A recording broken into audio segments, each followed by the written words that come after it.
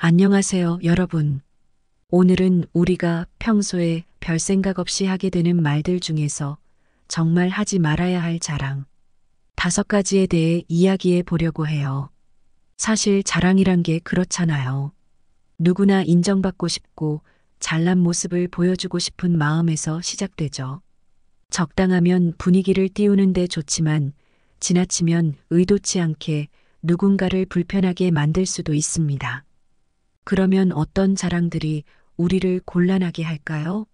그리고 그 자랑이 다른 사람들에게 어떤 영향을 미칠 수 있을까요? 오늘 이야기 들으면서 한 번쯤 내가 그랬던 적은 없었나? 생각해 보면 좋겠습니다. 첫 번째는 돈 자랑이에요. 여러분, 돈 자랑은 순간은 화려해 보일지 몰라도 뒤로 갈수록 불편한 상황을 만들기 쉽습니다. 처음엔 와, 성공하셨네요. 같은 칭찬을 들을 수 있겠죠. 그런데 시간이 지날수록 사람들은 이상한 눈으로 보기 시작하거나 필요 이상으로 관심을 가지게 돼요.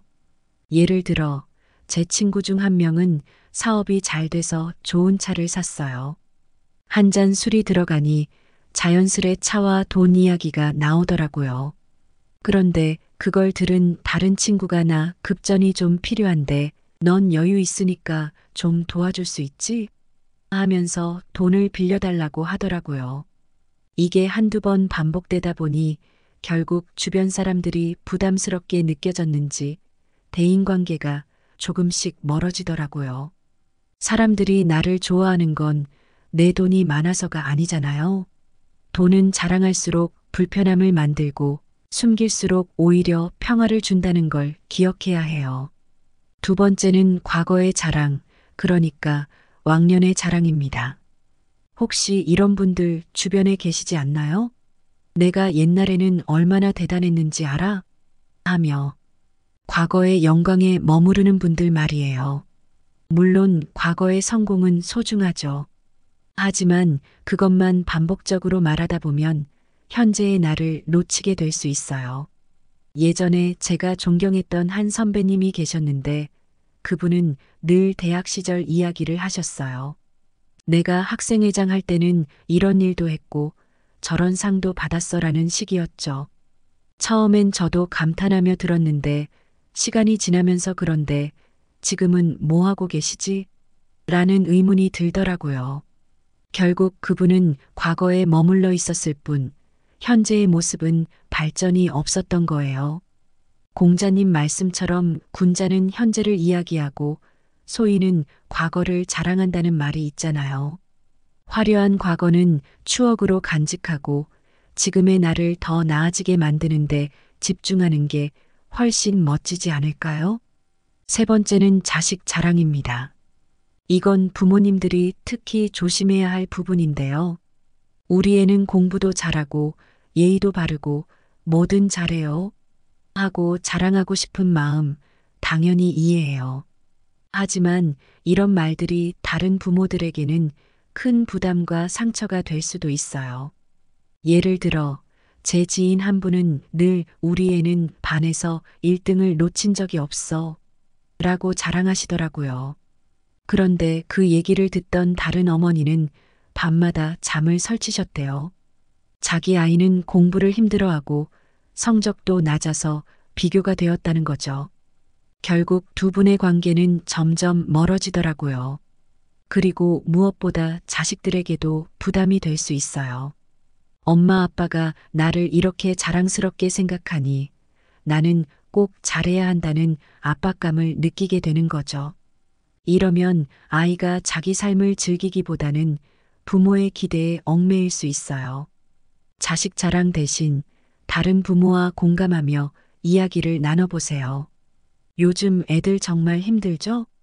우리도 같이 잘해봐요.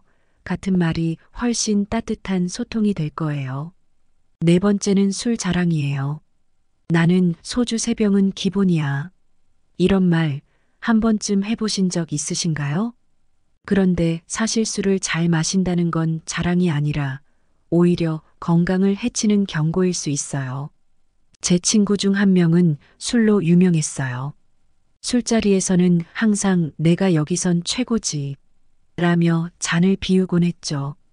그런데 몇 년 뒤 건강검진에서 간 상태가 심각하다는 얘기를 듣고 큰 충격을 받았어요. 결국 술을 끊는데 몇 년이 걸렸고 그때마다 후회했죠. 술은 적당히 즐기는 게 멋이에요. 술자리에서 대화와 웃음을 나누는 게 더 좋은 기억으로 남잖아요. 난 적당히 마시고 즐기는 편이야라는 태도가 오히려 더 세련된 모습이 아닐까요? 마지막 5번째는 운전 자랑입니다. 난 20년 무사고야. 딱지 한 번 안 끊어봤어. 이런 자랑도 한 번쯤 들어보셨죠? 그런데 이 자랑이 자칫 과신으로 이어질 수 있다는 걸 아시나요? 제 주변에 운전에 자신 있던 분이 한 분 계셨는데 항상 나는 아무리 험한 길도 문제없어라고 말씀하시곤 했어요. 그런데 어느 날 과속방지턱을 무심코 넘다가 큰 사고가 났습니다. 오랜 운전 경력에 대한 자만이 사고를 부른 거였죠. 운전에서 가장 중요한 건 실력이 아니라 안전과 겸손이에요. 나 운전 잘해가 아니라 나 안전하게 운전할게라고 말하는 사람이 더 믿음직스럽지 않을까요? 이렇게 오늘은 우리가 무심코 하게 되는 5가지 자랑과 그것이 가져올 수 있는 문제들에 대해 이야기해 봤어요. 자랑은 순간은 기분 좋을지 몰라도 장기적으로는 관계와 나 자신에게 해를 끼칠 수 있다는 걸 잊지 않았으면 좋겠어요. 대신 상대방의 이야기를 들어주고 진심 어린 칭찬과 격려를 나눠보세요. 자랑이 아닌 공감이 사람들과의 관계를 더 따뜻하게 만들어줄 거예요. 오늘 이야기 들으시면서 아, 나도 이런 실수했구나 싶었다면 작은 변화로 더 좋은 관계를 만들어 보시면 좋겠습니다. 여러분, 혹시 누군가가 여러분을 가볍게 대하거나 만만하게 보는 듯한 태도를 보였던 경험 있으신가요?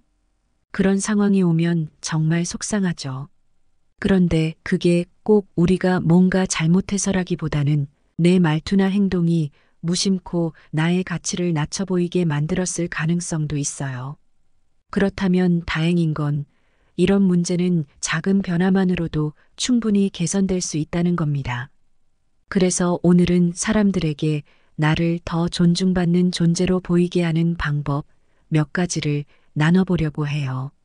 이건 남들에게 잘 보이기 위해서가 아니라 내가 나 자신을 더 소중히 여기는 첫걸음이기도 하답니다. 첫 번째, 말을 천천히 차분하게 하는 연습을 해보세요. 말을 빨리 하면 내용이 전달되기 전에 신뢰감을 잃을 수 있어요. 반면에 천천히 또박또박 말하면 자연스럽게 당당하고 차분한 인상을 줄 수 있죠. 예를 들어볼게요. 누군가 이번 프로젝트는 어떻게 진행할 예정이에요? 라고 물었을 때, 그거는 일단 제가 자료를 좀 더 찾아보고요. 이렇게 말하면 불안정해 보일 수 있어요. 하지만 이번 프로젝트는 A, B, C 단계로 진행할 계획입니다. 구체적인 진행 상황은 매주 공유드리겠습니다. 라고 차분히 답한다면 내 말의 무게감이 확 달라지겠죠? 이걸 연습하려면 평소에 말하기 전에 잠깐 멈춰서 한번 생각해 보세요. 그리고 녹음을 해서 들어보거나 문장 끝에서 숨을 고르는 습관을 들이는 것도 좋아요. 천천히 말하는 것만으로도 여러분의 말에 신뢰와 힘이 실리게 될 거예요. 두 번째, 칭찬받을 땐 겸손하되 내 가치를 깎지 마세요. 아니에요. 제가 잘한 건 없어요. 혹시 이렇게 칭찬을 부정하며 겸손을 보여주려 한 적 있나요? 사실 이 말이 너무 익숙하면 나도 모르게 내 가치를 스스로 깎아내리는 결과를 초래할 수 있어요. 예를 들어, 누군가 오늘 발표 정말 좋았어요. 라고 하면 아니에요. 그냥 운이 좋았던 거예요. 라고 대답하기보다는 들어주셔서 감사합니다. 준비한 보람이 있네요. 라고 답해보세요. 이런 답변은 겸손하면서도 내가 노력한 부분을 인정받을 수 있게 합니다. 가끔은 저도 이번엔 꽤 잘한 것 같아요. 라고 당당히 말해도 괜찮아요. 나의 성취를 당연하게 받아들이는 것도 나 자신을 존중하는 태도입니다. 세 번째, 이야기를 간결하게 핵심만 말하는 연습을 해보세요. 사람들은 길고 복잡한 이야기를 듣다 보면 흥미를 잃거나 중요한 요점을 놓칠 수 있어요. 그러면 내 말에 대한 집중도와 신뢰감이 떨어질 수 있겠죠. 예를 들어, 친구가 이번 여행 어떻게 준비했어? 라고 물었을 때, 일단 항공권은 몇 달 전에 알아봤고, 숙소는 고민하다가 지난주에 예약했어.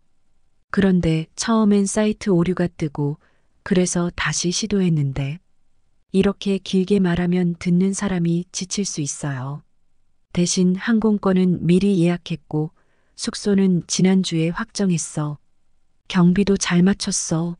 라고 말하면 훨씬 명확하고 듣기 좋죠.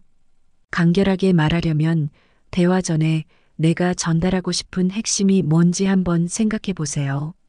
필요 없는 말은 과감히 줄이고 핵심만 남겨보세요.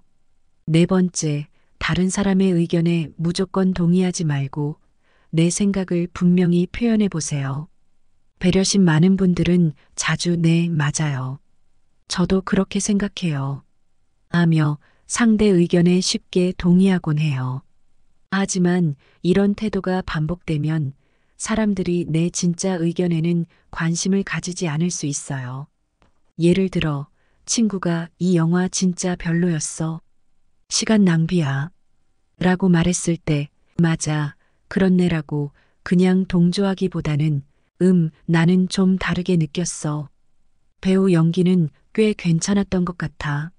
라고 내 의견을 덧붙이는 거예요. 내 생각을 솔직히 말하면 상대가 반대할까 걱정되시나요? 사실은 그렇지 않아요. 솔직한 의견이 오히려 대화를 더 풍성하고 흥미롭게 만들어줄 수 있답니다. 다섯 번째, 감사와 사과는 꼭 필요한 순간에만 하세요. 감사합니다와 죄송합니다는 정말 중요한 말이에요. 그런데 너무 자주 반복하면 그 진정성이 줄어들고 오히려 나를 약하게 보이게 할 수도 있어요. 예를 들어, 동료가 문을 열어줬을 때, 감사합니다. 정말 고마워요.